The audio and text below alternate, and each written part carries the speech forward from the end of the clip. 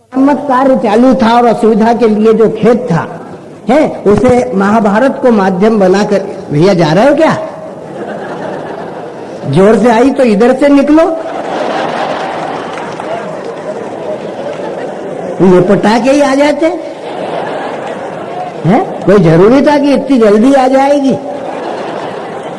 अभी तो महाभारत का एक ही अध्याय हुआ है, 18 दिन चला था वो तो। मित्रों, मैं आपके बीच में भाई मंजीत सिंह सरदार का आह्वान करना चाहता हूं, क्योंकि ये समय उनकी रेंज में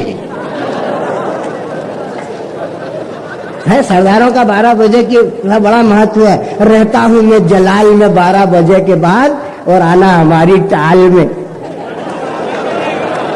है। तो ये ऐसा कामकाज है, आप उनका स्वरूप देख रहे हैं, लेकिन उनकी कविता और उनके तेवर से भी परिचित होने का अवसर आपको मिले, इसके लिए जरूरत है यहाँ पर बैठे हुए एक एक रसिक श्रोता की जोरदार ताली। भाई सरदार मंजीत सिंह आपके बीच में।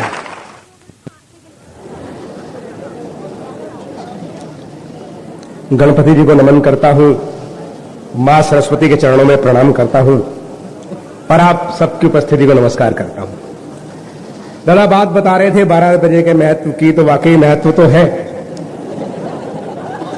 आप खुद महसूस करेंगे। आपने 25 तारीख को रखा प्रोग्राम, बुलाया एक सरदार जी को, हुआ प्रोग्राम क्या? 12 को रखा ना।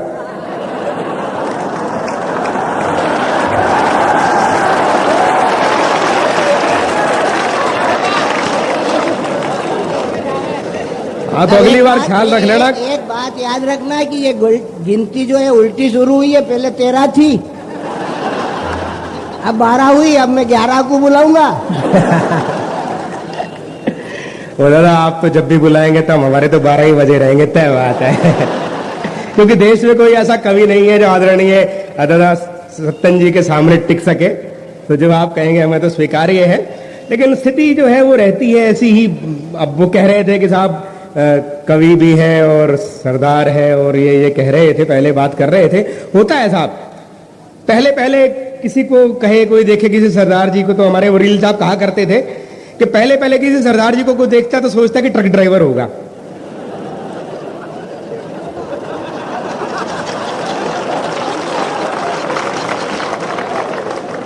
होता साहब मेरे साथ तो। मैं एक बार जयपुर में गया, कवि सम्मेलन में गया, तो हॉस्टल में गया। मैंने वहां रिसेप्शनिस्ट से पूछा, मैंने कहा भैया कवियों के ठहरने की व्यवस्था यही है? अगले ने घूर के देखा ऊपर से नीचे तक, एतबार ही नहीं हो रहा था उसको। होता है तो मैंने बताया ना, सबसे पहले तो ये सोचता कि ट्रक ड्राइवर होगा, दूसरी स्थिति में सोचता कि फौज में होगा, और तीसरी स्थिति देखा, मैं फरीदाबाद का रहने वाला हूं लेकिन मूलतः नारनौल हरियाणा का रहने वाला हूं। मैं ब्रीफ केस लेके जा रहा था, तो मैं ब्रीफ केस लेके जा रहा था तो एक बुजुर्ग ने पकड़ लिया मेरे को, बोला चश्मे दिखा।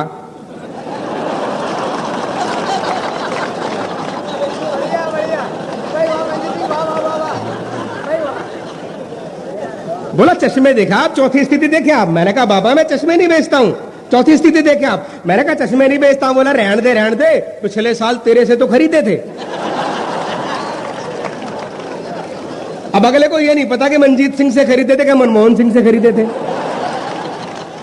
वो सारे एक जैसे लगते हैं। अभी मुझे एक पकड़ लिया, एक सज्जन ने बोला पहचाना कि नहीं पहचाना? मैं डॉक्टर फला फला आगरा से हूं।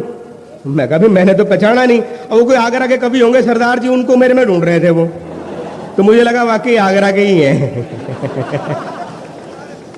हो जाता है साहब, तरह तरह की स्थितियां हो जाती हैं। अभी भाई धनचक बैठे हैं, मेरे से पूछने लगे आज, बोले यार एक बात बता, पंडित और सरदार में समझदार ज्यादा कौन होता है? मैंने कहा यार पंडित ही होते हैं। कारण यह है कि उनके चोटी होती है, आकाश मार्ग से जो ज्ञान गंगा आती है सीधी की सीधी बुद्धि में प्रविष्ट हो जाती है। ये भी कम हाजिर जवाब नहीं है। बोला यार एंटीना तो तेरे भी लगा हुआ है, पूरी की पूरी डिश रखी हुई है। मैंने कहा भाई बात ठीक कह रहा है, तो अपने को ज्ञान आता है, थोक में आता है, पर समस्या क्या है, दाढ़ी से अर्थ होके नीचे चला जाता है।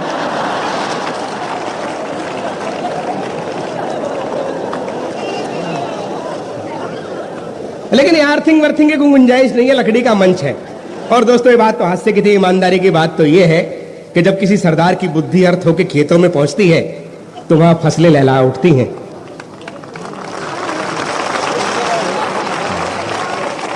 और जब वो बुद्धि अर्थ हो गई फैक्ट्री में पहुंचती है तो उत्पादन दुगना तिगना हो जाता है। और जब वो बुद्धि अर्थ हो गई सीमाओं पर पहुंचती है तो देश की रक्षा के लिए बंदूकें उठ खड़ी होती हैं। और मित्रों,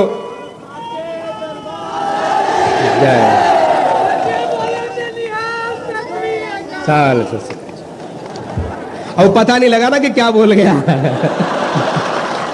अब नारा तो तब लगाया आदमी जब पता हो। अगला अपनी घरवाली की जगह बुलवा रहा हूं, कैसे बोल दे आदमी। देख भैया सरदार, ये इंदौर है, पता इसलिए नहीं देते कि क्या मालूम सवेरे ही आ जाए। इसलिए लापता ही रहने देते। नहीं दादा, उसने जो कहा वो यही कहा कि रोशन जमीर पीरों के पीर फक्कड़ फकीर थे शाह गुरु, हर बार जबां से नारा दे श्री वाह गुरु श्री वाह। इसलिए तेरे को पता लग गया ना अब कि इसने क्या कहा। इसने कहा कि श्री गुरु की महिमा का वर्णन कवि क्या कर सकता, कोई नहीं।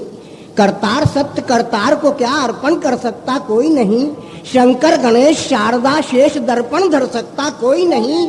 होवे न नेम हृदय में प्रेम दर्शन कर सकता, कोई नहीं। अरे श्री गुरु का ध्यान धर ले सरदार, मत रहना लापरवाह गुरु, और हर बार जबां से नारा दे श्री वाह गुरु श्री वाह।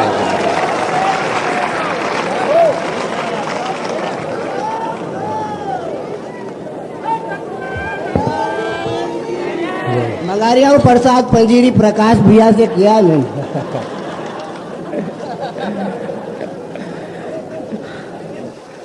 दोस्तों, मैं आपको एक रचना के साथ जोड़ना चाहता हूं। आप देखिए, आप देखते हैं, मैं कई बार जब भी फिल्म देखने जाता हूं तो मैं सोचता हूं कि यार घर से एक दूरबीन ले आते तो अच्छा रहता। आप सोच रहे होंगे क्या कह रहा है। मैं सही सोचता हूं, जब जाता हूं तो लगता है यार दूरबीन ले आते, क्योंकि वो हीरोइन जो है कम से कम उसके कपड़े तो देखते कहां कहां पहने हुए हैं। हालात ये है कि पता ही नहीं लग पाता इन आंखों से तो कि क्या स्थिति है। एक रचना देखिए, छोटा सा व्यंग्य, आपको मजा आएगा, आनंद आएगा। हमने एक फिल्मी हीरोइन से पूछा आप इतने कम वस्त्र क्यों पहनती हैं, क्या कपड़ों के इतने ज्यादा बढ़ गए भाव हैं। हमने एक फिल्मी हीरोइन से पूछा आप इतने कम वस्त्र क्यों पहनती हैं, क्या कपड़ों के इतने ज्यादा बढ़ गए भाव हैं। तो बोली नहीं नहीं नहीं, ये तो सब गांधी जी का प्रभाव है। वाह।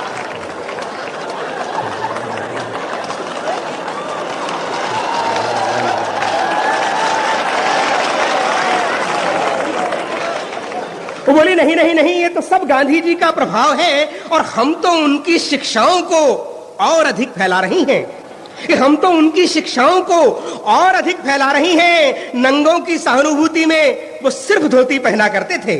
नंगों की सहानुभूति में वो सिर्फ धोती पहना करते थे। हम रूमालों से काम चला रही हैं। हम रूमालों से काम चला रही हैं। दोस्तों, एक जमाना हुआ करता था जब नई नई जीन्स चली थी, तो कुछ लड़कियों ने जीन्स पहन ली, बड़ा अल्लाह मचा के साथ देखो, लड़कियों ने जीन्स पहन ली, लड़कियों ने जीन्स पहन ली। अब जमाना वो आ गया कि हम कहते हैं भी जीन्स ही पहन लो। अब बहनों कुछ पहन तो लो। तो वो जमाना के साथ, वो एक जमाना वो था कि बड़ी तंग तंग जीन्स पहना करते, बड़ी टाइट जीन्स, एक मोमी कागज ले आते थे, सारा परिवार लगता था जीन्स पहनवाने के लिए कि कहीं फट ना जाए। तो वो उस जमाने की बात है साहब। एक लड़का जो है उस स्कूटर पे बैठा हुआ और लड़की बार बार कोशिश कर रही चढ़ने की, कभी यूं करे कभी यूं। अब बात ही नहीं बन पा रही थी। तो मैं भी स्कूटर था उन दिनों मेरे पास, मैंने भी स्कूटर खड़ा कर लिया और एक तरफ खड़ा करके मैंने साहब उसे बिठा दिया और उन्हें धन्यवाद किया। मैं भी पीछे बैठ गया। तो लड़का बोला बड़ा बदतमीज है, बड़ा सरदार जी, बड़ा बेशरम है, तू तो थोड़ा सा काम तेरे से क्या करवा लिया, तू तो पीछे ही लग गया है, पीछे बैठ गया। मैंने कहा बात दरअसल ये भैया, मैं तो समाज सेवा में बैठा हूं पीछे। मैंने सोचा जब चढ़ाने के लिए किसी की जरूरत पड़ी है,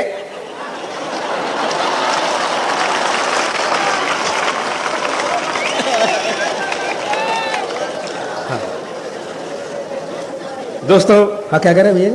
अरे कुछ नहीं। हाँ हाँ, आंख मार के कह रहे हैं बहुत अच्छे हैं भाई। मेरे को लग रहा है मेरे को आंख मारी तो इसका मतलब या तो इस आदमी की शादी हुई नहीं, अगर हुई नहीं है तो लिख लो 3 साल नहीं होनी, कभी नहीं होनी, और अगर हो भी गई ना तो अगले दिन सुबह ही जो बेचारी सुसाइड करे मिलेगी। दोस्तों, मैं वहाँ एक इंटर कॉलेज में प्रिंसिपल हूँ और अंग्रेजी पढ़ाया करता था पहले मैं, उससे पहले। तो मैं कार्ड बांटने चला गया, हरियाणा का रहने वाला हूं, तो कार्ड बांटने चला गया साहब। कार्ड बांट के लौटने लगा तो सज्जन ने आवाज मारी, बोला बात सुन। मैंने कहा हाँ जी। बोले आरएसवीपी का अर्थ क्या होता है बता, तू तो अंग्रेजी का आदमी है। मैंने कहा देखिए जी, आदमी तो हूं अपनी पत्नी का, बाकी आरएसवीपी का अर्थ क्या होता है बता देता हूं। मैंने कहा जी आरएसवीपी का अर्थ होता है रिप्लाई इफ यू प्लीज। वो बोला रिप्लाई तो ठीक बोल रहा है, बाकी गड़बड़ कर रहा है। मैंने कहा जी गड़बड़ नहीं कर रहा हूं, ये फ्रेंच भाषा का शब्द है, अंग्रेजी में से यही कहते हैं। बोला ना तू छोड़, जैसे रिप्लाई बताया ऐसे बता। मैंने कहा ठीक है ऐसे बता देता हूं। मैंने कहा देखिए ऊपर लड़के लड़की का नाम होता है, नीचे खास खास रिश्तेदारों के नाम होते हैं और लिखा होता है आरएसवीपी। तो आरएसवीपी का अर्थ हुआ रोएंगे सारे विवाह पीछे। बोला कमाल कर रहा है, शादी ब्याह में तो खाना पीना होता है, तू रोने धोने की बात कर रहा है। मैंने कहा खाना पीना होता है तो आरएसवीपी का अर्थ है रोटी सब्जी वास्ते पधारो। बोला कमाल करता है, शादी ब्याह में तो मिठाइयां होती हैं, बड़ी क्विक सर्विस होती है। मैंने कहा सर्विस की बात कर रहा है तो आरएसवीपी का अर्थ है रिमेंबर सर्विस वेरी पुअर। वो बोला सर्विस पुअर होगी तो रिश्तेदार नाराज नहीं हो जाएंगे। मैंने कहा अपने पास इसका भी जुगाड़ है, आरएसवीपी का अर्थ है रिश्तेदारों सुधरो, रिश्तेदारों सुधरो वरना पिटोगे। दोस्तों ये भाई सुरेंद्र यादविंद्र बैठे हैं इधर, पिछले दिनों आ गए साहब, मैं इनके गया 12 के अंदर, अब की बार दोबारा गया तो मैंने एक अंतर देखा, एक पेंटर बैठा करता था इनकी गली के बाहर, अब की बार देखा तो पेंटर गायब। तो मैंने कहा सुरेंद्र भाई पेंटर का क्या हुआ? ये बोले भैया पेंटर तो साक्षरता की भेंट चढ़ गया। मैंने कहा पेंटर और साक्षरता की भेंट? बोला हाँ, एक बार उसके पास बड़े अच्छे अच्छे बोर्ड बनने के लिए आए, एक नाई एक हेयर ड्रेसर बोर्ड दे गया लिखने के लिए, यहां बढ़िया हजामत की जाती है। 2 बोर्ड जो है फिल्म वाले दे गए लिखने के लिए, खतरों के खिलाड़ी बर्बाद करके रख देंगे। एक बोर्ड एक प्राइमरी स्कूल वाले दे गए लिखने के लिए, गवर्नमेंट प्राइमरी स्कूल। और देखिए 2 बोर्ड जो है पुलिस वालों ने दे दिए लिखने के लिए, पुलिस थाना पुलिस नाका। और 2 बोर्ड जो है रोडवेज वालों ने दे दिए लिखने के लिए, जेब कतरों से बचिए और कृपया खुले पैसे दीजिए। साहब एक बोर्ड में एक ऑर्केस्ट्रा कलाकार दे गया लिखने के लिए, विवाह शादी और खुशी के मौके पर बुकिंग यही करवाइए। और सबके देखा देखिए एक बोर्ड शमशान घाट वालों ने भी दे दिया लिखने के लिए, शमशान घाट। तो मैंने कहा सुरेंद्र भाई इसमें क्या हुआ? बोले उसने बहुत अच्छे बोर्ड लगाए, बहुत बढ़िया बोर्ड बनाए, बड़ा बढ़िया कलर कॉम्बिनेशन, बहुत बढ़िया कलर कंट्रास्ट। अरे मैंने कहा फिर हुआ क्या? बोले होना क्या था, उसके यहाँ एक अनपढ़ नौकर था, उसकी जिम्मेवारी लगा दी बोर्ड लगा के। अब वो यहाँ का बोर्ड वहां लगाया, वहां का बोर्ड वहां लगाया। अब पुलिस थाने के बाहर उसने बोर्ड लगा दिया, यहाँ बढ़िया हजामत की जाती है। लगा दिया खतरों के खिलाड़ी, गवर्नमेंट प्राइमरी स्कूल के बाहर बोर्ड लगा दिया, बर्बाद करके रख देंगे। ऑर्केस्ट्रा कलाकार के यहाँ बोर्ड लगा दिया, जेब कतरों से बचिए। और देखिए पुलिस नाके के बाहर क्या लिखवाया, पुलिस नाके के बाहर बोर्ड लगवा दिया, एक कृपया खुले पैसे दीजिए। और सबसे खतरनाक बोर्ड शमशान घाट के बाहर लगवा दिया, वहां लिखवा दिया विवाह शादी और खुशी के मौके पर बुकिंग यही करवाइए।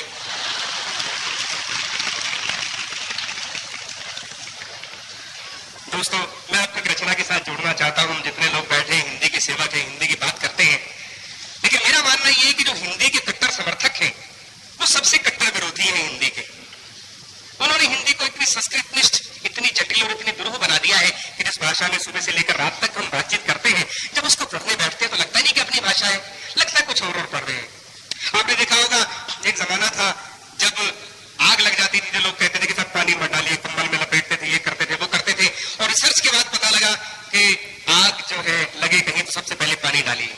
और एक जमाना था जब आपने देखा होगा कि बच्चा जब होता था तो उसके लिए 1 महीने के लिए अलग दूध का डिब्बा होता था, 2 महीने वाले के लिए अलग, 3 महीने के लिए अलग। ये माना जाता था कि डिब्बे का दूध बड़ा उपयोगी है, लेकिन आज रिसर्च के बाद पता लगा कि सब माँ का दूध जो है वो सबसे बढ़िया है, गुणकारी है, उसमें रोगों से लड़ने की क्षमता है।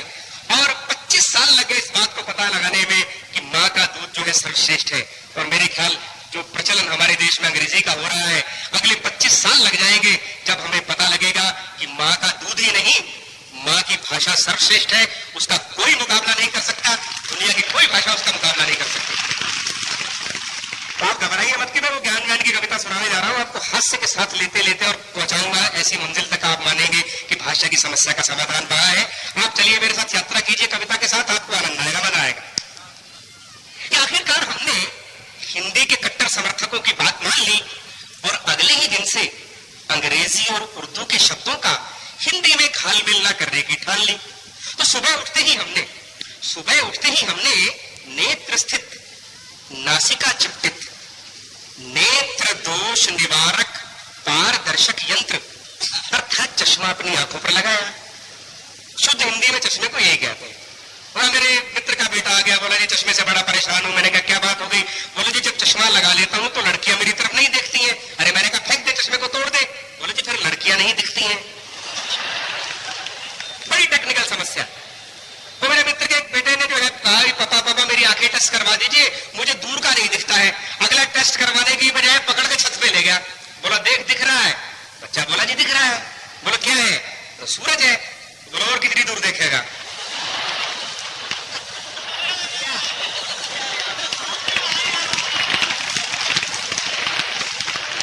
ये मंजू जी बैठी है हमारे हरियाणा में कवि सम्मेलन में। आगे मैं भी अपनी कविता पाठ के इधर उधर घूमने चला गया, को प्राकृतिक चिकित्सा के लिए। तो एक बुजुर्ग जो है वो बोल रहे हैं वो छोरी बहुत जोर का पड़ रही है, छोरी बहुत जोरदार पड़ रही है। मैंने कहा बाबा चश्मा लगा के देख, छोरी नहीं है, लुगाई है, महिला है। तो अगला मेरे को बोला सरदार जी तेरा दिमाग खराब है, जब बिना चश्मे के जो लुगाई है वो छोरी दिख रही है तो मैं फालतू में पंगा लूंगा। तो सुबह उठते ही हमने नेत्र स्थित नासिका चिपटित नेत्र दोष निवारक पारदर्शक यंत्र अर्थात चश्मा अपनी आंखों पर लगाया। फिर दंत स्वच्छ कारक दंडिका, फिर दंत स्वच्छ कारक दंडिका एवं दंत स्वच्छ कारक लेप से अपनी दंतावली को स्वच्छ किया और चमकाया। और एक कप चाय मंगाने के लिए अपनी पत्नी को शयन कक्ष में आवाज देकर बुलाया। हे प्रिय, एक पक्की मिट्टी के पात्र में शर्करा युक्त दुग्ध मिश्रित पर्वतीय पत्तियों का अति उष्ण पेय पदार्थ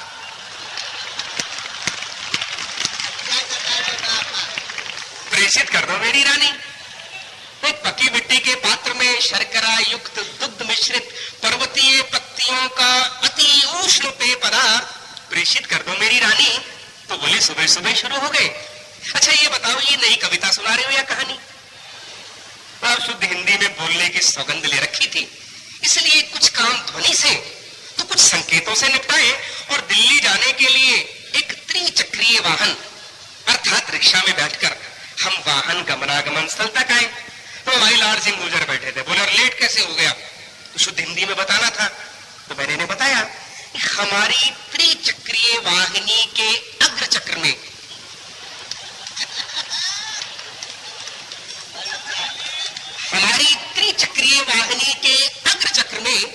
छिद्र हो जाने के परिणाम स्वरूप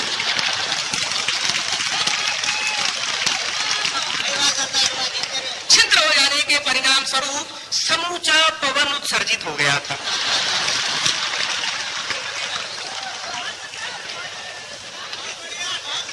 समूचा पवन उत्सर्जित हो गया था। छिद्र अवरोधक से छिद्र बंद करवाने के उपरांत पवन ठूसक यंत्र से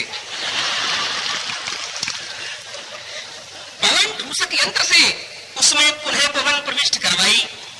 अतः विलंब हो गया मेरे भाई।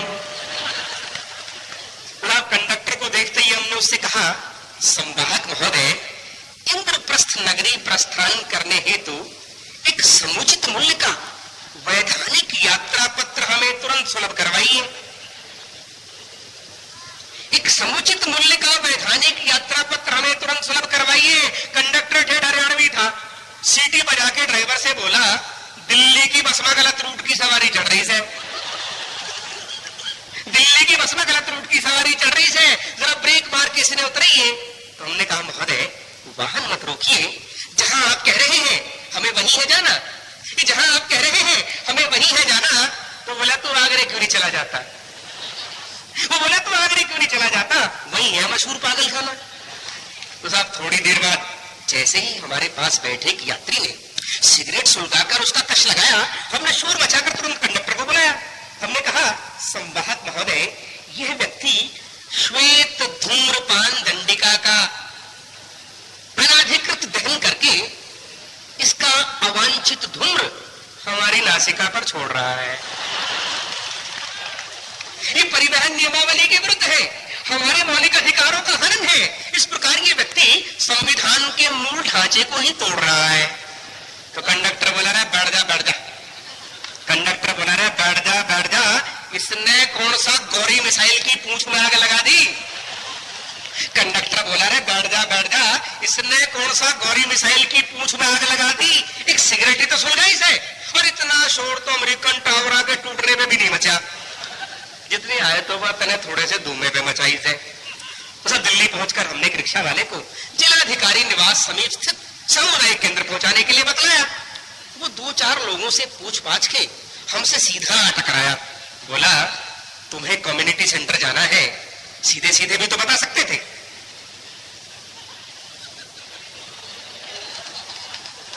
कि तुम्हें कम्युनिटी सेंटर जाना है, सीधे सीधे भी तो बता सकते थे, अंग्रेजी बोलनी जरूरी थी।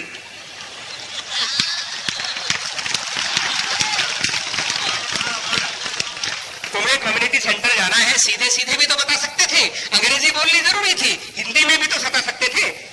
और जो संदेश देने के लिए मैंने कविता लिखी, जो भाषा की समस्या का समाधान है कि यदि आप हिंदी की भागीरथी को समुद्र नहीं बना सकते तो इसे संकुचित करके छोटा नाला मत बनाइए।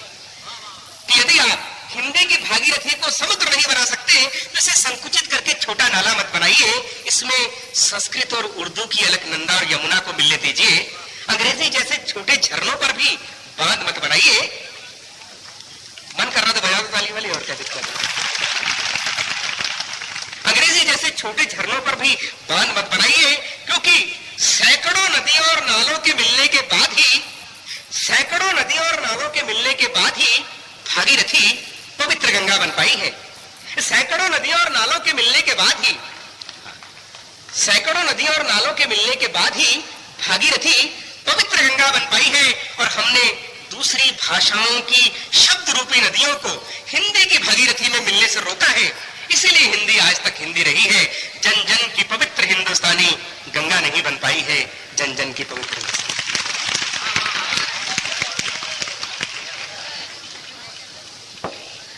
सरदार जी ने हिंदी की वकालत की। मैं कहना चाहता हूं सरदार साहब कि देश में चाहे जितनी भाषाएं हों, उन्नति सिर्फ हिंदी की होगी।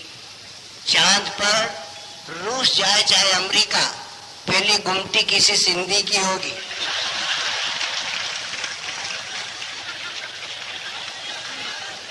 हाँ, ये हिंदी का काम ऐसे ही है। बोले तुम्हें हिंदी आती है तो बोले हाँ ठीक है, तो बोले स्वर्ग में चले जाओगे। बोले कभी नरक में जाना पड़ा तो बोले कोई चिंता नहीं, अपने को सिंधी आती है। ये हिंदी सिंधी ये बंटवारे की बातें, लेकिन वो सरदार कर रहा है इसलिए असरदार लगती हैं। एक बार जोरदार तालियां बजा करके मंजीत सिंह सरदार की भविष्य की मंगल कामना कीजिएगा। मित्रों, मैं आपके बीच में इस रस को परिवर्तित करना चाहता हूँ। हमारे पास हास्य कवियों की एक श्रृंखला है, ये आपको हंसाएंगे, लेकिन इस देश इस माटी से जुड़े हुए चिंतन को जीने के कुछ क्षण भी हमारे बीच में उपस्थित हों। इसलिए मैं आपके बीच में एक नौजवान कवि को बुलाना चाहता हूं, जो इस मालवा की भूमि से निकल करके समूचे हिंदुस्तान के काव्य मंचों पर अपनी प्रतिभा का परिचय दे करके अपने स्वर के लालित्य के माध्यम से जुड़ करके एक आयाम पैदा करने में कामयाब रहा। ऐसे भाई लाड़ सिंह गुर्जर हमारे बीच में है। मैं उन्हें दावत देना चाहता हूँ कि वे आए और इस वातावरण को अपनी पहचान से भरे। आप जोरदार तालियां बजा करके भाई लाड़ सिंह गुर्जर का स्वागत।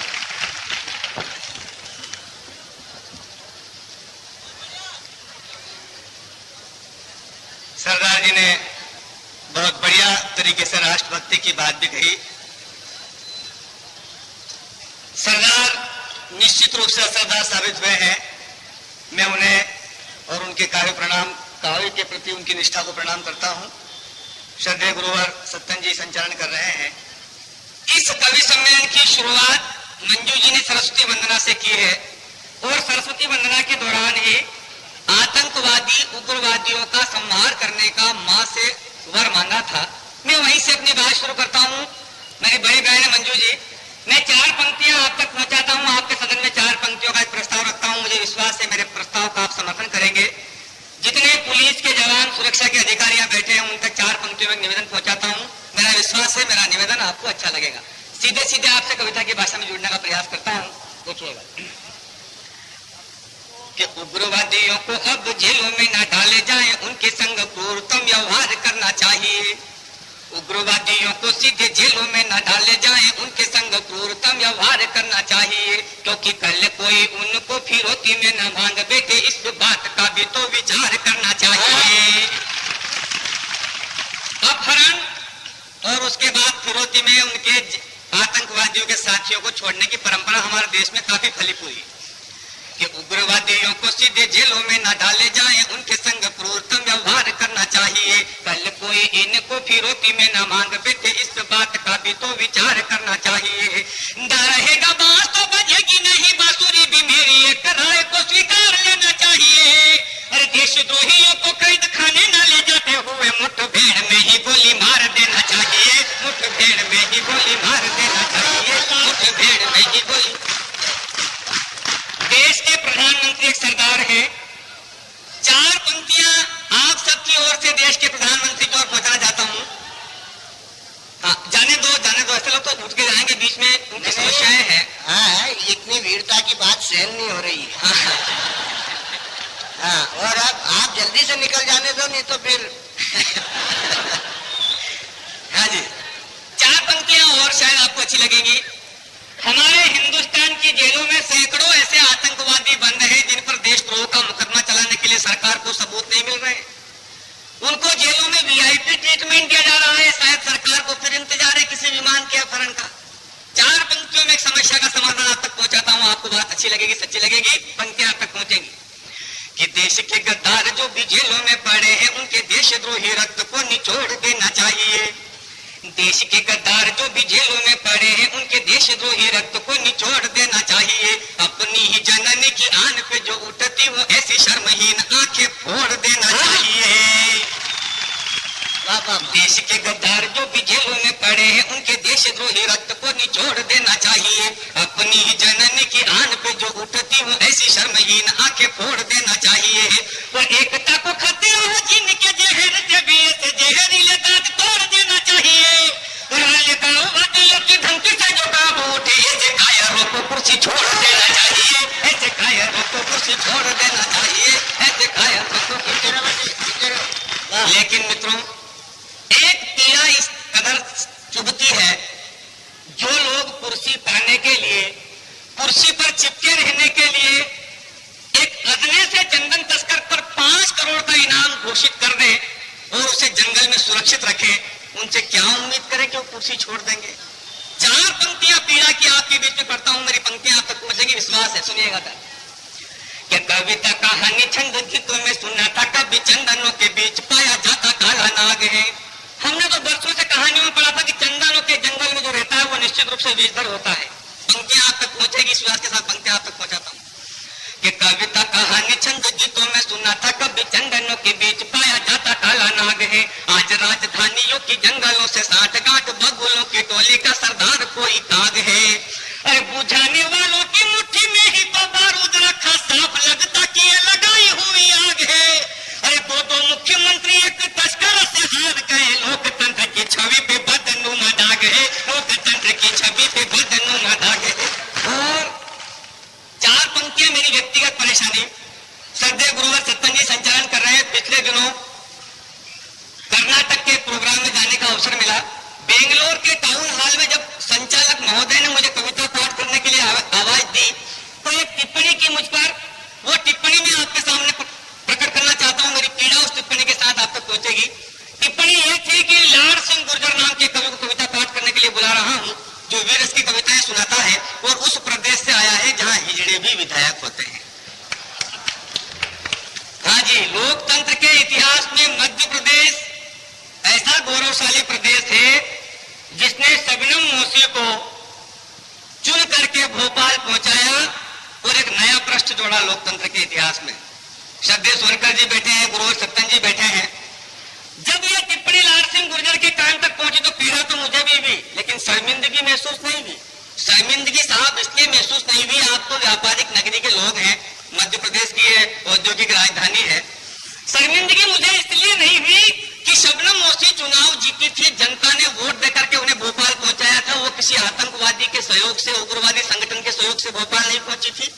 और दक्षिण भारत में जो नाटक चल रहा था 2 प्रदेशों की सरकार और वीरप्पन के बीच में, राजकुमार का अपहरण हुआ, गोपाल नाम का पत्रकार जंगल में जाता था, सीडी और कैसेट लेकर के आता था और सारी नाटक आप दूरदर्शन पर देख रहे थे।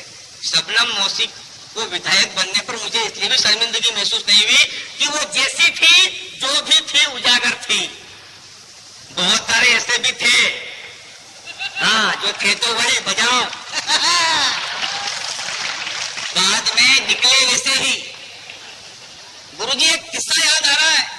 एक बार ढोल ने बांसुरी से कहा, बोले बांसुरी, तेरी और मेरी जात तो एक ही है, तू भी भोली है, मैं भी भोला हूं,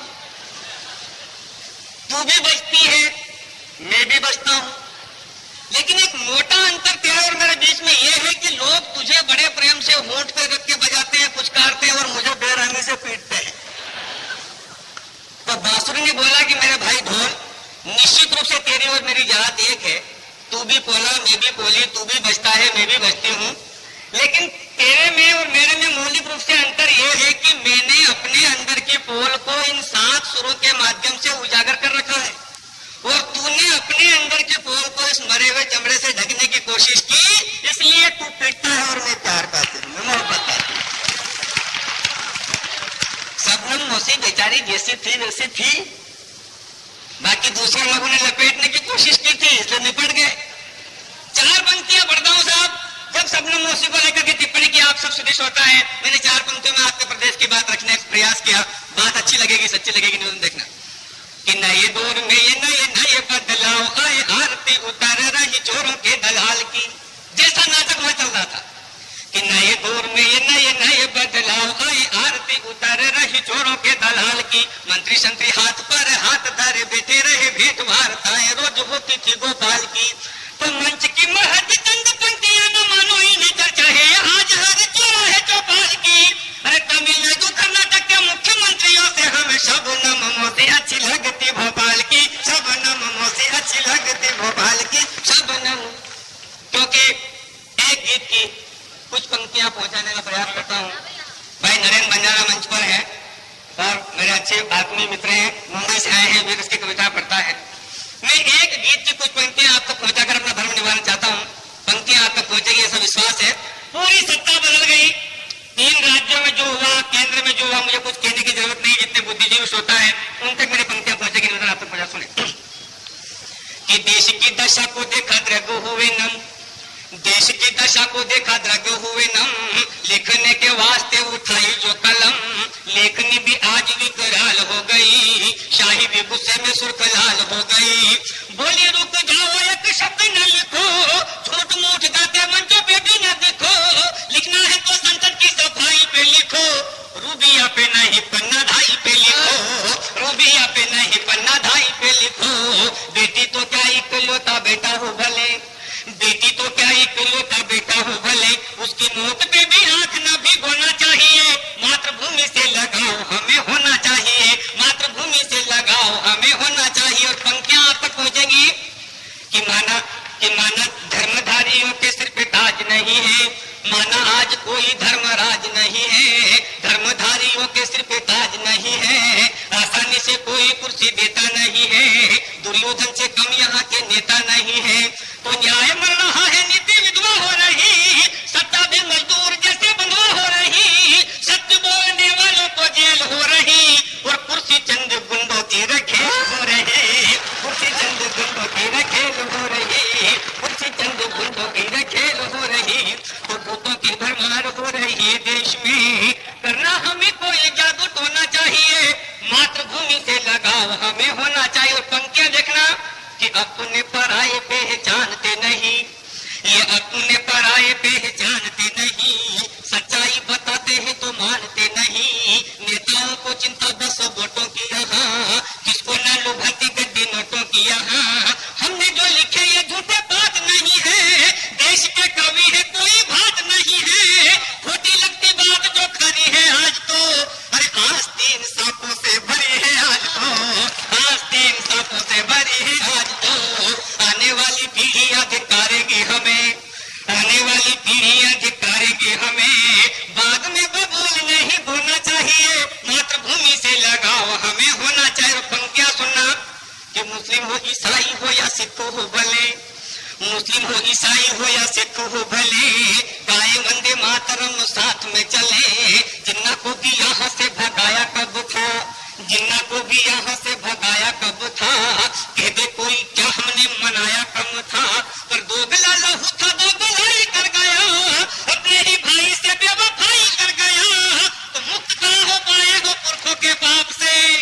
पंक्ति अगली पंक्ति पर बजाएंगे तालियां, पंक्तियां आप तक पहुंचे तो, कि मुस्लिम हो ईसाई हो या सिख हो भले, गाए वंदे मातरम साथ में चले, जिन्ना को भी यहाँ से भगाया कब था, कह दे कोई क्या हमने मनाया कम था, पर दोगला लहू था दोगलाई कर गया, अपने ही भाई से बेवफाई कर गया, तो मुक्त कहाँ हो पाए हो पुरखों के पाप से। अरे बातें करना सीखो बेटा अपने बाप से, बातें करना सीखो बेटा अपने बाप से, बातें करना सीखो बेटा अपने बाप से। तो बीती हुई बातों को भुलाने के लिए नमक को हरामी बंद होना चाहिए। मातृभूमि और एक बहुत बढ़िया संयोग है इस समय देश में, हमारे देश के प्रधानमंत्री का जन्म स्थान पाकिस्तान में है और पाकिस्तान वाले का जन्म हिंदुस्तान में है। अखबार में पढ़ा होगा आपने, दोनों बड़े भावुक हो रहे हैं, दोनों मिलकर बड़े आनंद की बात कर रहे हैं, समझौते की बहुत गुंजाइश है, वार्ता की बात कर रहे हैं, बोले अब हिंदुस्तान और पाकिस्तान के संबंध सुधरेंगे। एक कलमकार होने के नाते देश के तमाम राजनेताओं ने अपने ढंग से प्रयास की। सत्तन जी के चरणों में बैठ करके चार पंक्तियां एक समाधान की मैं भी देना चाहता हूँ। मैं भी चाहता हूँ कि इन दोनों के आपसी रिश्ते और प्रगाढ़ हों, शायद उसका ये तरीका हो जाए तो बिल्कुल अहिंसात्मक तरीके से इस बहुत बड़ी समस्या का हल हो जाएगा, विश्व की बहुत बड़ी समस्या का, क्योंकि कश्मीर समस्या विश्व की समस्या हो चुकी है। पंक्तियां आप तक पहुंचेगी ऐसा विश्वास है। निवेदन देखना, मैं कहना चाहता हूँ कि माना कश्मीर काफी भाता आपको भाना भी चाहिए। सुंदर चीज को हर कोई देखना चाहता है, सुंदरता को हर कोई पाना चाहता है। निवेदन देखिएगा कि माना कश्मीर काफी भाता आपको, सपना शालीमार का सताता आपको, हिंद की धरती वो स्वर्ग से महान है, वैभव पे ललचाता सारा ही जहान है। तो आओ दिल्ली जो तुमको कश्मीर चाहिए, आओ दिल्ली जो तुमको कश्मीर चाहिए, लाल किले के सामने दामन फैलाइए, पूरा पाकिस्तान हमारे नाम करो तुम, फिर आकर शालीमार में आराम करो तुम, आकर शालीमार में आराम करो तुम, आकर शालीमार में आराम करो तुम। या जिन्ना के पापों के प्रायश्चित के लिए, या जिन्ना के पापों के प्रायश्चित के लिए खूब छाती पीट पीट कर रोना चाहिए, मातृभूमि से लगाओ। बहुत बहुत धन्यवाद। क्या एक और कि एक बार और? क्यों सप्लीमेंट्री में पास हुआ है क्या? ये पहली बार में समझ नहीं आ रही क्या? मैं चाहता हूँ एक बार इन सबको एक एक बात सुन ले, दूसरे दौर में जी भर के सुनेंगे। अभी तो एक दूसरा एटम बम और रखा है, वो फटने ही वाला है। वो तो भंगार में ही आ गया है, मंगाया थोड़ी था, वो तो कबाड़ आया तो कबाड़ में ही आ गया। हम कई प्रकार के फटाके यहाँ पर देखेंगे, आप यहाँ पर देख रहे होंगे।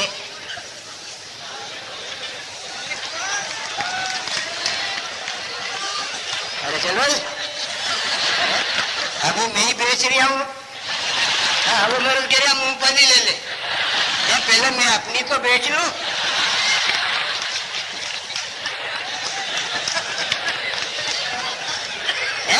अब आप लोग तो मूंगफली खा रहे हो, हम क्या खाए?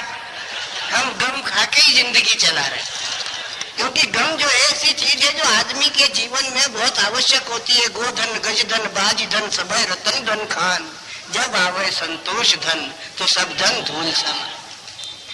इधर कुछ ज्यादा ही गैस हो गई।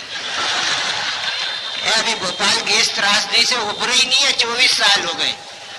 ऐसी गैस पास मत करो भैया। उधर बेचारी एक धर्मशाला है, इधर हनुमान जी महाराज है, और पीछे का रास्ता तो अभी 4 रोज बाद 16 तारीख को खुलने ही वाला है। हम देश प्रेम की भावना से जुड़ रहे थे। मैंने जैसा आपसे निवेदन किया कि हम चाहते हैं कि रस में परिवर्तन हो, फिर हास्य रस आ जाएगा। आपने वीरता की आवाज सुनी, आपने कहा एक और। मैं चाहता हूं कि वीरता को श्रृंगार में डुबो दिया जाए।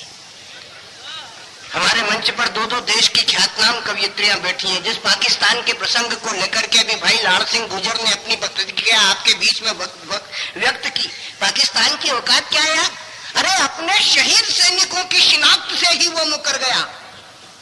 कारगिल में अपने शहीद सैनिकों की शिनाख्त से ही तुम मुकर गए। करगिल में जब तुमने अपनों से अपनापन इनकार किया, तब भारत माता के बेटे करगिल के वीर सैनिकों ने सम्मान सहित उन पाकिस्तानी लाशों का संस्कार किया। वो पाकिस्तान, लेकिन उस पाकिस्तान में जाकर के भी हिंदुस्तान के शायरों ने माता सरस्वती की वीणा के तारों की झनकार से झनकृत करते हुए प्रेम और प्यार के बीज बोए। उनमें से एक अन्ना दहलवी हमारे बीच में। अच्छा,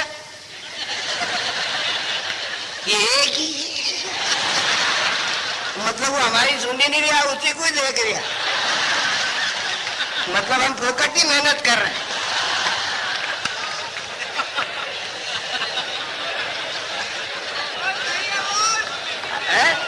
हमारे पीछे पुलिस वाले वो ज्यादा ही मस्त हैं और कुर्सी पे बैठ के कविता सुन रहा है। क्या बढ़िया व्यवस्था है। अरे पुलिस अनुशासन से कविता सुन ले।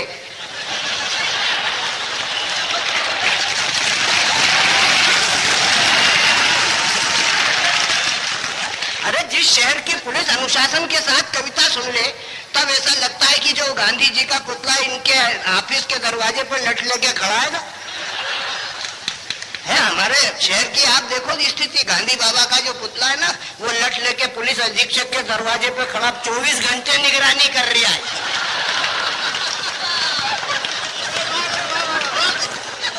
और इसी का परिणाम है कि ये सुधर गए। बोलो गांधी महात्मा की जय। अब ये जो भावना थी, मैं उसे प्रेम प्यार और जज्बात से जोड़ना चाहता हूँ, शेरों से जोड़ना चाहता हूँ। आपने नज़्में देखी, अब शायरी का तेवर देखी। और शायरी क्या है? दिली जज्बात का इजहार है। और दिल अगर बेकार है तो शायरी बेकार है। अच्छा, समझ में कुछ भी नहीं आया सिवा दिल के। क्यों हमारे यहाँ तो गजक बहुत अच्छी बनती है, मतलब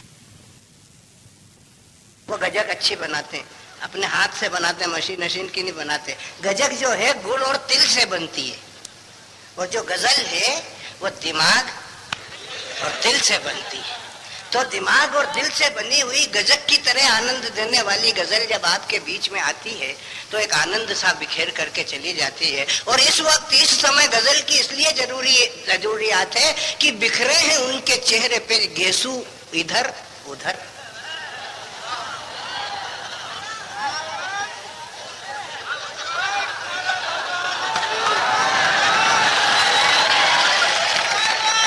लोग न जाने कहां कहां पहुंच गए यार। पहलवान देखो कैसी दुनिया है यार ये। अरे बिखरे हैं उनके चेहरे पे गेसू इधर उधर, और है ठीक आधी रात गजल कह रहा हूं मैं। इस आधी रात के वक्त में गजल का माहौल हो, प्रेम प्यार का माहौल हो, इसलिए जरूरत है यहाँ पर बैठे हुए रसिक श्रोताओं की जोरदार तालियों की, जो अन्ना दहलवी को अपने बीच में आमंत्रित कर सकें। अन्ना दहलवी के लिए बजने वाली तालियां यहाँ से लगा करके यूं होती हुई यूं। हाँ, जोरदार तालियां बजाइए अन्ना दहलवी आपके लिए।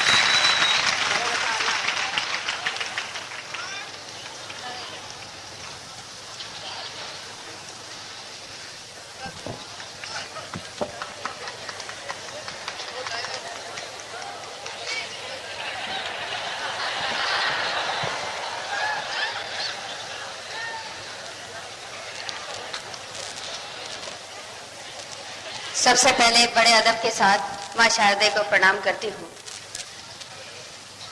और मंच को प्रणाम करती हूँ।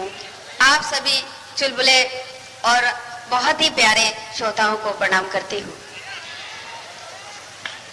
मैं सबसे पहले इस बात के लिए मतलब शुक्रगुजार हूँ इसकी कि इन्होंने मुझे, दादा ने मुझे ये प्रोग्राम में बुलाया है। इतने अच्छे श्रोता, इतने समझदार, इतना अच्छा सुनते हैं। मैं वाकई बहुत ये खुशनसीब हूँ। आना बहुत अच्छी बात है। एहसान वाली- अगर वो एक रात नहीं गुजरी होती तो आज तुम यहाँ नहीं होती। क्योंकि वो जो बारिश की रात थी उसने जेब भी काटी, दिल को भी दर्द दिया। और वो जो प्रसंग था 25 तारीख को घटने का, वो आज 12 तारीख तक पहुंच गया और इस तारीख में बैठ करके हम आनंद ले रहे हैं। लेकिन हमारे दिल में लगता है कि जिंदगी भर नहीं भूलेगी वो बरसात की रात, जिंदगी भर नहीं भूलेगी वो बरसात की रात। चांद के साथ उदय पुण्य कहीं पाप की रात, रात का वादा न कर दिन भी बुरा वक्त नहीं, रात का वादा न कर दिन भी बुरा वक्त नहीं, न तेरे बाप की है और न मेरे बाप की रात, जिंदगी भर नहीं भूलेगी वो बरसात की रात। जोरदार तालियां बजा करके स्वागत करें आप अपना। ये मुझे कहने की जरूरत नहीं कि आप लोग मेरे लिए तालियां बजाएं, आप खुद ही इतनी अच्छी तालियां और इस तरीके से दादा तैसी से नवाज रहे हैं। मैं तो बस इतना कहना चाहती हूँ कि आप अच्छी तरह जानते हैं, पहली बार इस मंच पर आई हूँ, यानी हिंदी के मंच पर हूँ। हिंदी उर्दू हमारी दो बहनें हैं, आप बेहतरीन जानते हैं, अच्छी तरह जानते हैं। तो इसका मतलब ये कि मैं मौसी के घर में हूँ तो सबसे ज्यादा प्यार दुलार सम्मान चाहती हूँ आप सबका, सबसे ज्यादा इसलिए चाहती हूँ। इसलिए अब मुझे ये लगना चाहिए कि मैं कुछ, दादा ने मुझे जानबूझ के छेड़ा, मैं नहीं छेड़ना चाहती थी। मैं तो बहुत ही आदर और सम्मान करती हूँ उनका। मैं किसी का कर्ज रखती नहीं हूँ, उधार चुका दिया करती हूँ। 4 लाइनें पहले दादा की तरफ से, फिर उसके बाद आपको शायरी और गीत सुनाऊंगी। चुप है, पहले ये बता दो कि इसकी तरफ हो कि मेरी।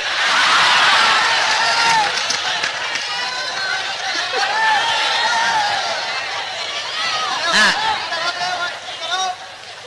और दादा को ये पता नहीं कि हमारे यहाँ जो है वो अगर खास तौर पे कितना भी मतलब दिल इधर है, उंगली तो इधर ही चली आएगी। तो ये परेशान ना हो, 4 लाइनें यहाँ से शुरुआत करती हूँ, सुनिएगा। ध्यान चाहती हूँ आप सबका, आशीर्वाद चाहती हूँ, सुनिए। गुफ्तगू में हया के ताले हैं और लब पर अदा का पहरा है।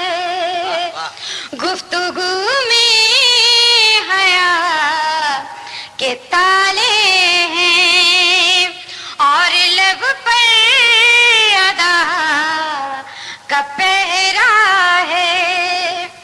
लड़कियों को समझ न पाओगे,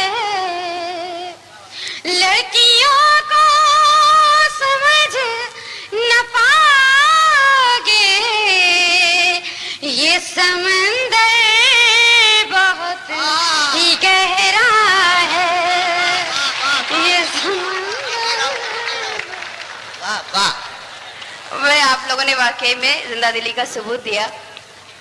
और देखिए, ये तो मैं कुछ माहौल बनाने के लिए शुरुआत की 4 लाइनों से।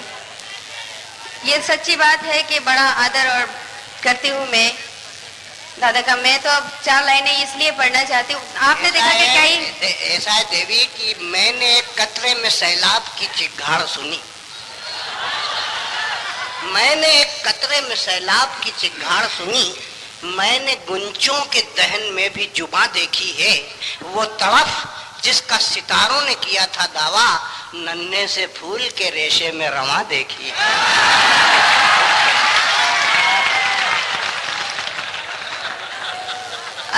आज कुछ दादा बड़े चुलबुले हो रहे हैं क्योंकि वो अपने, भाई आप अच्छी तरह जानते हैं कि अपने मोहल्ले में तो हर आदमी इस तरीके से बोलता है। मैं ऐसा नहीं है बेटा, हम अपने मोहल्ले में तुझे भी बोलने का मौका दे रहे हैं। देखिए, रात भर जो है संचालन करने वाला रात भर झूठ बोलता है, और जिन लोगों को घर में बोलने का मौका नहीं मिलता वो यही आके बड़ा के लोग हैं, ये इंदौर के लोग हैं, अच्छी तरीके से जानते हैं। ये सारे लोगों को अच्छी तरीके से मालूम है कि मेरा नाम सत्यनारायण है, झूठ से मेरा कोई संबंध नहीं है। आपने ही नाम रख दिया सत्यनारायण, इसलिए झूठ का तो कोई सवाल ही नहीं। और ये सत्यनारायण की कथा में कलावती लीलावती है ही। इतना अच्छा सुन रहे हैं। मैं 4 लाइनें फिर उन्हीं के सम्मान में पढ़ती हूँ और आपको जोड़ती हूँ, सुनिएगा। चेहरा चेहरा किताब कर दूंगी, जिंदगी का जवाब कर दूंगी। चेहरा चेहरा किताब कर दूंगी, जिंदगी का जवाब कर दूंगी। मुझसे कोई सवाल मत करना, मुझसे कोई सवाल मत करना, मैं तुझे लाजवाब कर दूंगी, मैं तुझे लाजवाब कर दूंगी। दादा मुझे 10 साल पहले क्यों नहीं बुलाया यहाँ इतने जिंदा दिल श्रोताओं के बीच में। काफी मैं आपको शायरी सुनाना चाहती हूँ। नहीं, ये कव्वाली नहीं है, मैं आपको अब शायरी सुनाने के मूड में हूँ। आपने देखा कि हमारे बिरजन चकोर जी और आपने देखा कि वीरस के कवि जो मंच तोड़ने लगते हैं तो वो शुरुआत ही वो पता नहीं अटल बिहारी को निपटाते हैं और पता नहीं किस कौन कौन से नेताओं को निपटाने लगते हैं। यहाँ तक कि पाकिस्तान को भी इतने दो कौड़ी के ने पाकिस्तान को भी निपटा दिया। मैं कोई ऐसी कविता इतनी पढ़ूंगी नहीं, प्यार मोहब्बत की बात करूंगी, आपकी अपनी बात करूंगी। भारत माँ की बेटी हूँ, भारत माँ की बात करूंगी। 4 लाइनों से जोड़ती हूँ अगर वतन से मोहब्बत, जहां जहां तक श्रोता बैठे हैं पहुंचे। अपनी धरती को अपनी मिट्टी को हम बुजुर्गों की शान कहते हैं। अपनी धरती को अपनी मिट्टी को हम बुजुर्गों की शान कहते हैं। जिसमें खिलते हैं हर तरह के फूल, जिसमें खिलते हैं हर तरह के फूल, उसको हिंदुस्तान कहते हैं, उसको हिंदुस्तान। और इसी हवाले से 2-3 शेर पढ़ना चाहती हूँ, फिर आपको एक छोटा सा गीत सुनाऊंगी, सुनिएगा। मंच का भी ध्यान चाहती हूँ। और कुछ लोग तो वाकई में ऐसा लग रहा है बैठने के लिए मंच पे आए हैं, मगर सच्ची बात तो यह है कि आप लोग इतने प्यारे श्रोता हैं, इतने अच्छे जिंदा दिल श्रोता हैं कि मुझे पीछे वालों का कोई ख्याल ही नहीं है। आप तो मेरे साथ हैं और मैं अब आपको शायरी से जोड़ती हूँ। शायरी सुनिएगा, इसी तरीके से जुड़े रहें, सुनिएगा। सांवली सी किसी बच्ची के हवाले कर दूं, सांवली सी किसी बच्ची के हवाले कर दूं, सांवली सी किसी बच्ची के हवाले कर दूं, सांवली सी किसी बच्ची के हवाले कर दूं, अपनी रंगत किसी तितली के हवाले कर दूं। अच्छा, इतनी खामोशी से भी मत सुनो कि मुझे डर लगने लगे, आप लोग खतरनाक लगने लगते हैं। और फिर वो ऐसा कहा जाता है कि वो सत्यनारायण की कथा जैसा लगने लगता है कि मैं सुना रही हूँ। नहीं, ऐसा नहीं लगेगा, ऐसा लगेगा जैसे संतोषी माता की। मैं तो ये कह रही हूँ कि आप जैसे भी सुनना चाहते हैं, पहली बार आई हूँ वैसे सुने, मगर सच्ची बात तो यह है कि दादा भी वही काम कर रहे हैं जो आप लोग कर रहे हैं। सुने सुने। और बतौर खास ये शेर सुनाती हूँ। आज आपस में मिला दूं मैं सगी बहनों को, आज आपस में मिला दूं मैं सगी बहनों को, आज आपस में मिला दूं मैं सगी बहनों को, यानी उर्दू को मैं हिंदी के हवाले कर दूं, यानी उर्दू को मैं हिंदी के हवाले कर दूं। ऐ वतन में तेरी बेटी हूँ चहीती बेटी, ऐ वतन में तेरी बेटी हूँ चहीती बेटी, ऐ वतन में तेरी बेटी हूँ चहीती बेटी, अपनी मिट्टी तेरी मिट्टी के हवाले कर दूं, अपनी मिट्टी तेरी मिट्टी के हवाले कर दूं। लखनऊ वाले तेरी कदर नहीं कर सकते, सुनिएगा। लखनऊ वाले तेरी कदर नहीं कर सकते, लखनऊ वाले तेरी कदर नहीं कर सकते, ऐ गजला तुझे दिल्ली के हवाले कर दूं, ऐ गजला तुझे दिल्ली के हवाले कर दूं। और जैसा मैंने एक छोटा सा गीत आप तक सुनाना चाहती हूँ, आप लोग बड़ी खामोशी से सुन रहे हैं। अब मैं देखती हूँ आपका इम्तिहान लेना चाह रही हूँ।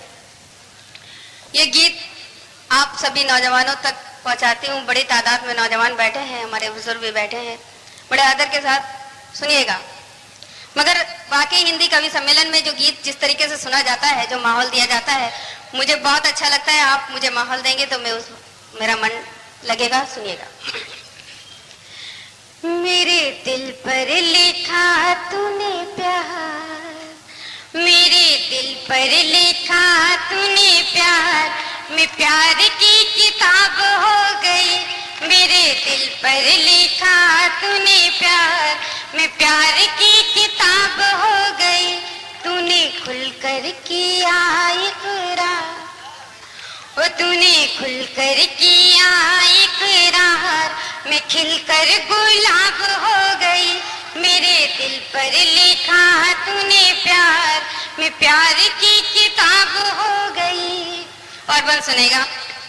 बस्ती में मशहूर है अब तो बस एक प्रेम कहानी।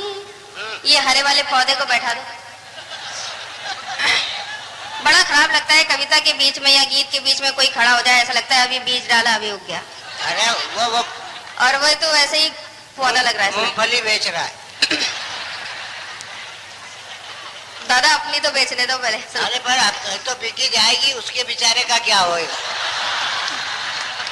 सुनिए। मेरे दिल पर लिखा तूने प्यार, मैं प्यार की किताब हो गई। तूने खुलकर किया इकरार, मैं खिलकर गुलाब हो गई। बस्ती में मशहूर है अब तो बस एक प्रेम कहानी। तू है मेरे प्यार में पागल, मैं तेरी दीवानी। बस्ती में मशहूर है अब तो बस एक प्रेम कहानी। तू है मेरे प्यार में पागल, मैं तेरी दीवानी। दुनिया की अब किसको परवाह, दिल ने दिल की मानी।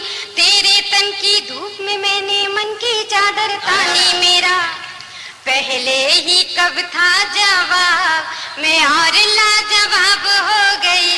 मेरे दिल पर लिखा तूने प्यार, मैं प्यार की किताब हो गई। बहुत बहुत शुक्रिया। और अब मैं ये बंद भी आप तक पहुंचाती हूँ।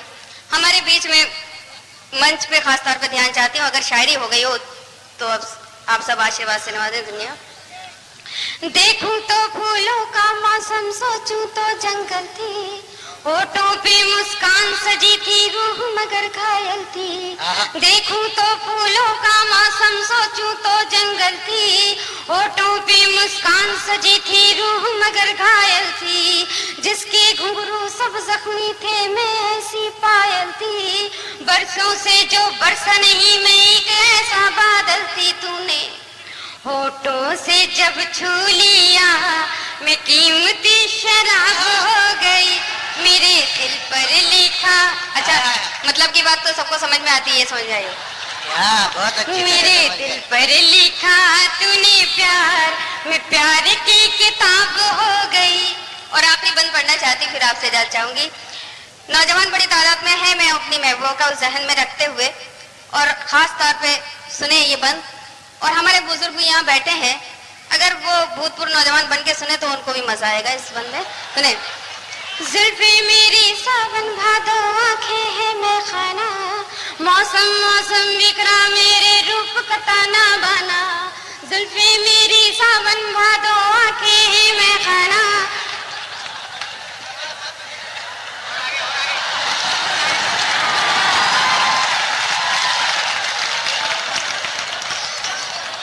मैं ये चाह रही हूँ ये बेचारा अपने पैरों पे ही रात सुबह होए तो वापस जाए।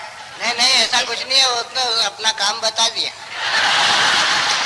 ये इधर से चला आ रहा था, मैं सोच रही थी कहीं नीचे ना चला जाए। तो वो नी भी होता तो चला आता। अब सुने बंद। आप तक पहुंचाती हूँ, नौजवानों और भूतपूर्व नौजवानों तक पहुंचाती हूँ, सुनिएगा। जुल्फे मेरी सावन भादो आंखें है मैं खाना, मौसम मौसम बिखरा मेरे रूप का ताना बाना, मुल्ला पंडित आलिम फाजिल नादा हो या दाना, जब तक पर्दे में थी मुझसे शहर का ये अनजाना, मैंने रुख से जब उल्टी नकाब तो नीयत खराब हो गई मेरे दिल पर।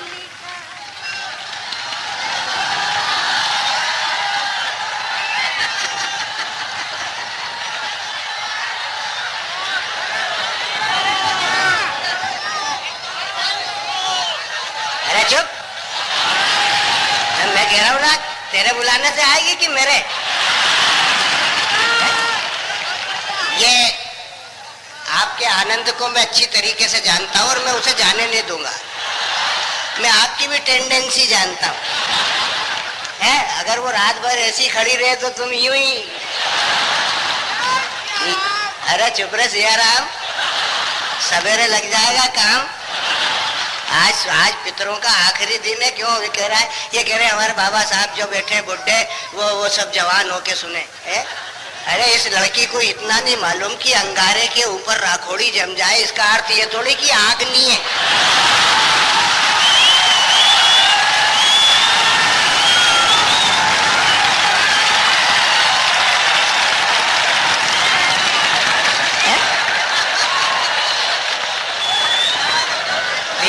अरे बैठ रहे,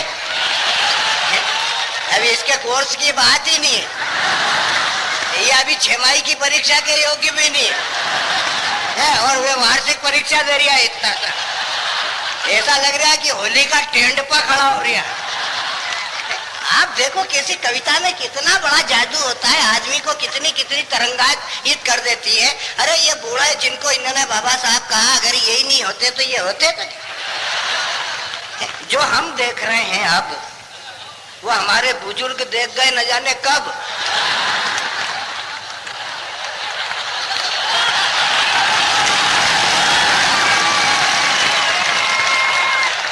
है, अगर वो नहीं देख गए होते तो हम देखते क्या? और हम नहीं होते तो उनका कोई तर्पण करता क्या? है?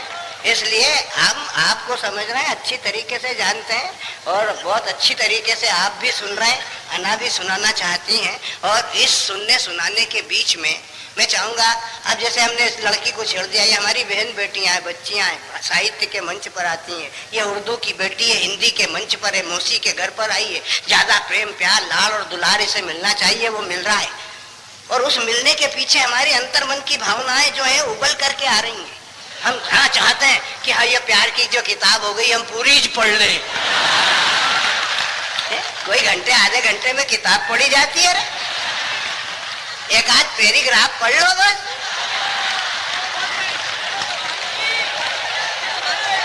बजाओ ताली, बजा छोरी।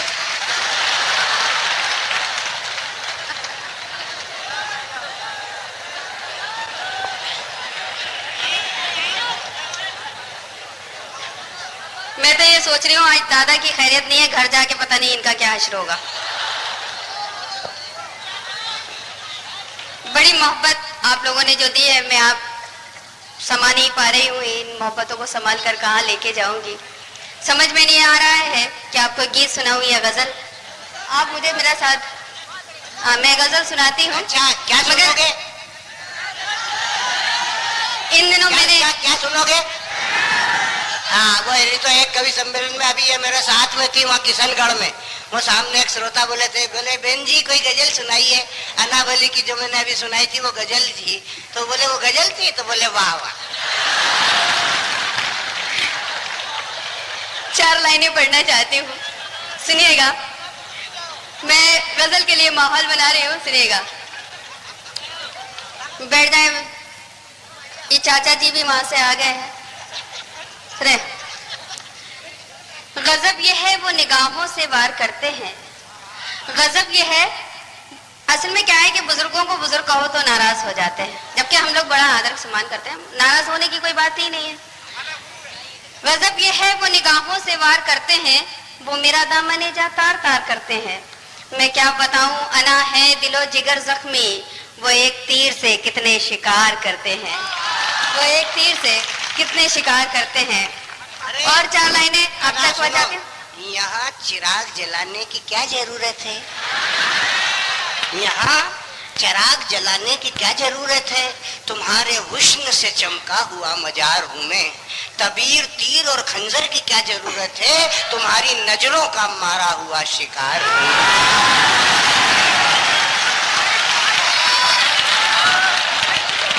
और 4 लाइनें पढ़ती हूँ, आप लोगों के सम्मान में सुनिएगा।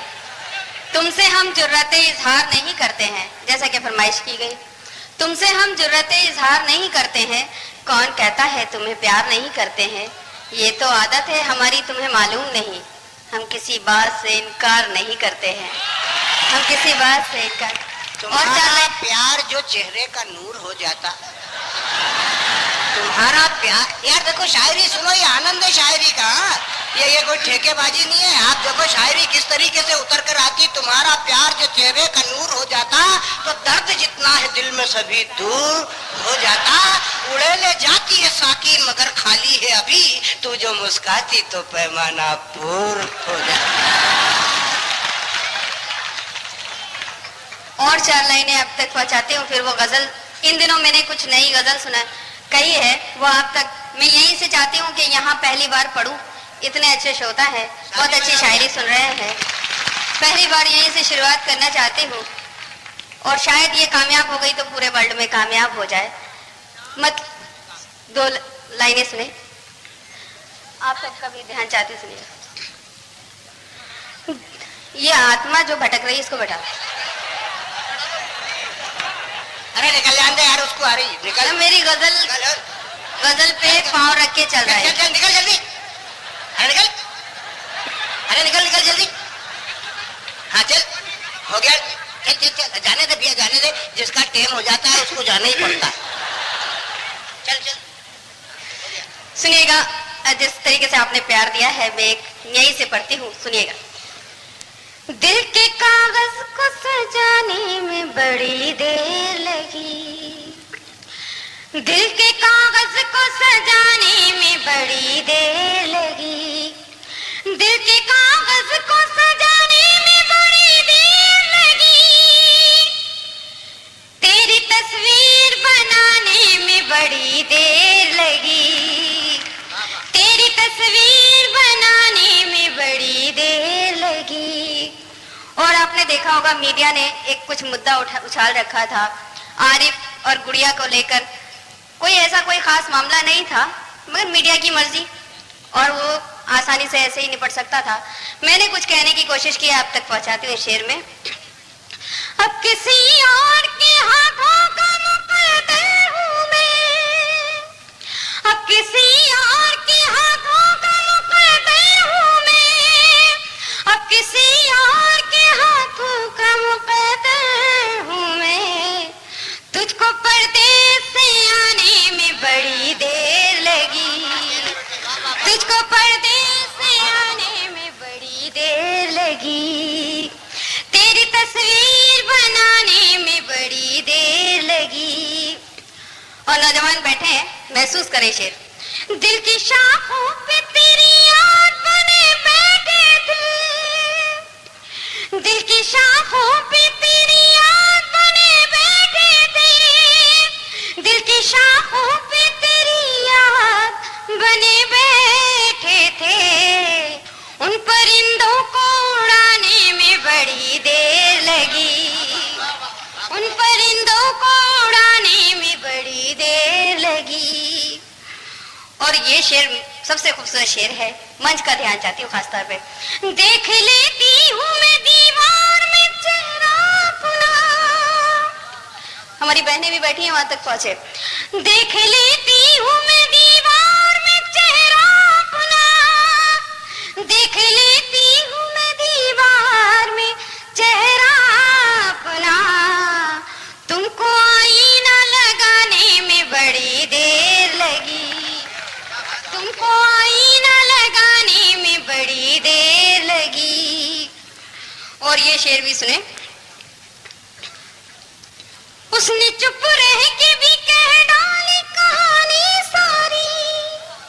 आपकी नस करके सुनिएगा। उसने चुप रह के भी कह डाली कहानी सारी। उसने चुप रह के भी कह डाली कहानी सारी। और मुझे होठ हिलाने में बड़ी देर लगी। और मुझे होठ हिलाने में बड़ी देर। उसने चुप रह के भी कह डाली कहानी सारी। उसने चुप रह के भी कह डाली कहानी सारी। और मुझे होठ हिलाने में बड़ी देर लगी।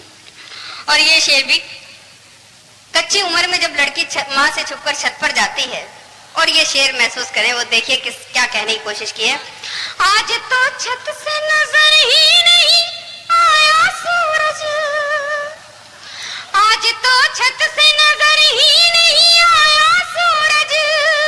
आज तो छत से नजर ही नहीं आया सूरज। आज फिर बाल सुखाने में बड़ी देर लगी। आज फिर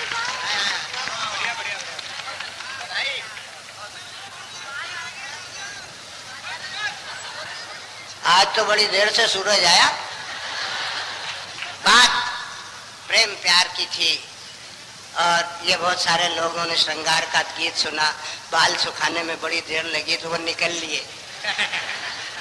श्रृंगार में यही है सब कुछ। श्रृंगार आदमी को बांधता है और जब वो बांधता है तो एक रस की यमुना में डुबो करके श्री कृष्ण और राधिका के प्रेम और प्यार का पराग प्रदान करके अपने आप को चंदन चर्चित करता है। मैं इस वातावरण को हास्य के फटाकों के बीच में जीना चाहता हूँ, जिसे अन्ना ने प्रेम प्यार और मोहब्बत की दहलीज पर रखा है। उस दीपक में एक मुस्कुराहटों का स्नेह डालने के लिए मैं दावत देना चाहता हूँ राजस्थान के 12 से कोटा से हमारे बीच में आए हुए भाई सुरेंद्र यादवेंद्र को, कि वे आए और इस वातावरण को अपनी पहचान से भरे, ठहाकों से भरे, अपने व्यंगों और हास्य की सौगातों से भरे। जोरदार तालियां बजाकर स्वागत करें भाई सुरेंद्र यादव।